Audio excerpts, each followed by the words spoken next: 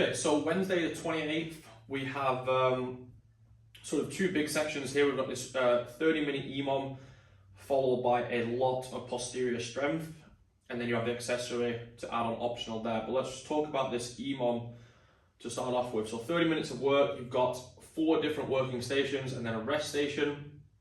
I've put in 3 different variations of the workout, basically just adapting the amount of reps to what I believe is more sort of appropriate to get the right intensity, and then taking or adjusting the muscle ups for the intermediate version. But what you want to be doing here is working that the rowing should be taking a big chunk of time, so you're looking to push like a decently hard pace there, but even if you do, it's going to take probably 50 seconds, so you're starting each round already with heart rate pretty high.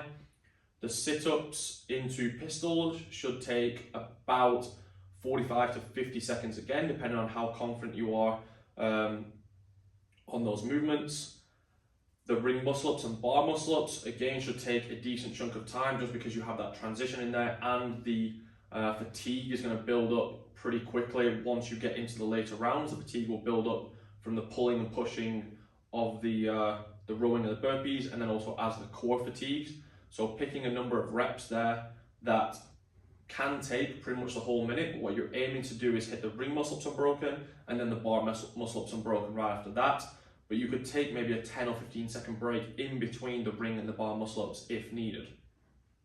And then the burpees can be scaled up or down as needed so that you're working for about 45 seconds. And make sure you're using that standard where you're doing the 12-inch reach. So they did that in the last chance qualifier. I can't remember if it was last year or the year before, but it's a burpee next to a wall or next to something where you can put a 12-inch target, and you're jumping with one hand and touching that sort of tape line or a mark on the wall, just to practice different standards that have been used that we haven't done too much of that.